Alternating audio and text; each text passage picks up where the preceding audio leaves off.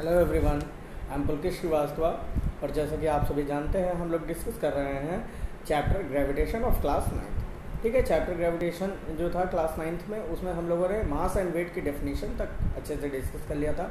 ठीक है, अब हम लोग डिस्कस करेंगे difference between mass and weight. तो मास और वेट के बीच में क्या क्या डिफरेंस होता है। देखिए, मास क्या है, मैंने बताया था, the mass of an object is the quantity of material present in. Quantity है वो मटेरियल में जो प्रेजेंट होती है। ठीक है, वेट क्या होता है, वेट एक्चुअली वह फोर्स होता है जिस फोर्स से अर्थ किसी भी चीज़ को अपनी तरफ आकर्षित करती है, यानी अट्रैक्ट करती है। फिर इसके बाद बात करेंगे the mass of an object remains the same everywhere. जो ऑब्जेक्ट का मास होता है वो हर जगह एक जैसा रहता है, लेकिन वेट जो है वो अलग अलग होता रहता है। वेट अलग अलग क्यों होता रहता है, फोर्स F जो होता है, ठीक है, उसकी वजह से।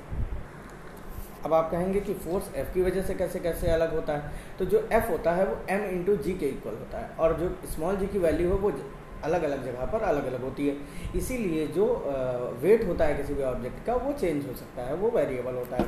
ठीक है, मास आपका फिजिकल बैलेंस से मेज़र किया जा सकता है। ठीक है, और जो वेट होता है वो स्प्रिंग बैलेंस से मेज़र किया जाता है। मास एक स्केलर क्वांटिटी है, जबकि फोर्स एक वेक्टर क्वांटिटी होती है। इसकी जो हमेशा इसका डायरेक्शन होता है वो डाउनवर्ड्स होता है, अर्थ की तरफ होता है। ठीक है, और मास का जो एमकेएस पद्धति में जो यूनिट है वो किलोग्राम है, जबकि इसका यूनिट वेट का न्यूटन है।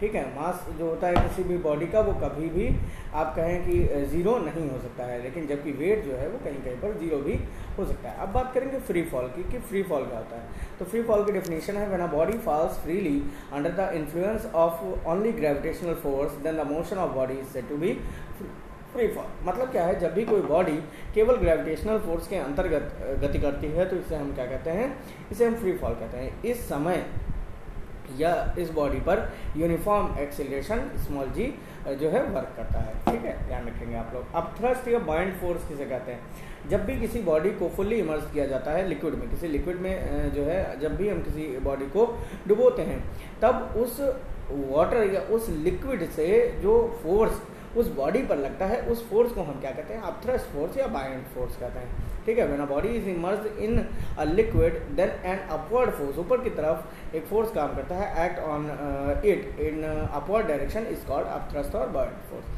ठीक है, the property of liquid to exert force is called buoyancy. ठीक है, ये जो प्रॉपर्टी होती है किसी भी लिक्विड की किसी भी ऑब्जेक्ट पर फोर्स एक्सर्ट करने की अपवर्ड डायरेक्शन में, इसे हम क्या कहते हैं, इसे हम बायंसी कहते हैं। ठीक है, तो इस चीज़ को आप लोग थोड़ा सा ध्यान रखेंगे। अब बात करेंगे फ्लोटेशन की। फ्लोटेशन क्या होता है और ये कैसे पॉसिबल होता है। ठीक है, मान लीजिए हम किसी ऑब्जेक्ट को क्या करते हैं, किसी लिक्विड में इमर्स करते हैं। ठीक है, लेकिन वह इमर्स ना होकर उसकी सतह पर रुक जाता है। ठीक है, तो इसे हम कहेंगे फ्लोटेशन। ये पॉसिबल कब होता है, जब भी जो बॉडी का वेट है, ठीक है, जो बॉडी का वेट है वो लिक्विड के फोर्स से कम पड़ जाए, ठीक है, या उसके बराबर हो जाए, तो क्या करने लगता है, वो जो ऑब्जेक्ट है वो लिक्विड की जो सरफेस होता है उस पर फ्लोट करना शुरू करता है। ठीक है, और यह अपथ्रस्ट की वजह से ही होता है, क्योंकि अपथ्रस्ट क्या कर रहा है, लिक्विड फोर्स लगा रहा है ऑब्जेक्ट पर। जब वो फोर्स जो है वो लिक्विड जो ऑब्जेक्ट फोर्स लगा रहा है उससे ज़्यादा हो जाए या उसके बराबर हो जाए, तब बॉडी क्या करने लगती है, वो लिक्विड के सरफेस पर क्या करना शुरू कर देती है, फ्लोट करना शुरू कर देती है। अपथ्रस्ट को प्रभावित करने वाले कारक कौन कौन से होते हैं, वॉल्यूम ऑफ बॉडी हो गया, डेंसिटी ऑफ फ्लूइड हो गया, ठीक है, द सेंटर ऑफ ग्रेविटी हो गया, डिस्प्लेस फ्लूइड का, ठीक है, ये सभी चीज़ें क्या करती हैं, ये इसको प्रभावित जरूर करती हैं। अब बात करते हैं आर्किमिडीज प्रिंसिपल। आर्किमिडीज साहब ने क्या कहा, according to Archimedes principle, when a body immerse in a liquid completely और पार्शियली, जब भी कोई बॉडी पूरी तरीके से या आंशिक रूप से क्या करेगी, किसी भी लिक्विड में इमर्स की जाती है, it experiences an upward upthrust which is, ठीक है, यह एक अपथ्रस्ट फोर्स का अनुभव करती है, which is equal to the weight of liquid, जो उस लिक्विड के वेट के बराबर होगी जो इसमें से डिस्प्लेस किया गया है। ठीक है, मतलब जब हम बॉडी को किसी लिक्विड में इमर्स कर रहे हैं तो उतना ही अपथ्रस्ट फोर्स बॉडी पर लगेगा जितना फोर्स, जितना वेट होगा इस लिक्विड का जो कि उस बॉडी से डिस्प्लेस किया गया। ठीक है, तो आप लोगों को इतना समझ में आ गया आर्किमिडीज प्रिंसिपल के बारे में। अब बात करेंगे रिलेटिव डेंसिटी।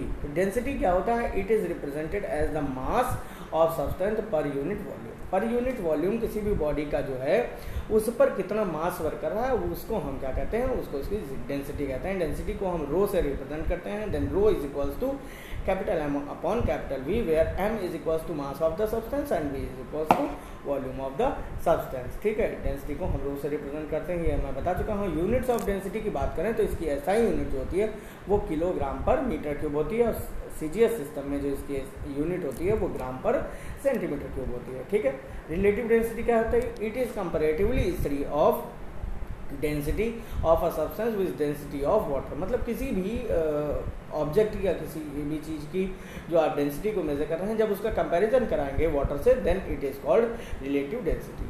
सो स्टूडेंट्स, इस चैप्टर में आपको इतने ही टॉपिक्स को बहुत ही ध्यान से पढ़ना है। उम्मीद है आपको ये सारे टॉपिक्स अच्छे से समझ में आ गए होंगे। तो चलिए इसको हम अच्छे से रिवाइज करेंगे और इसको अच्छे से प्रिपेयर करेंगे। Okay, thank you for today. Okay everyone, bye bye.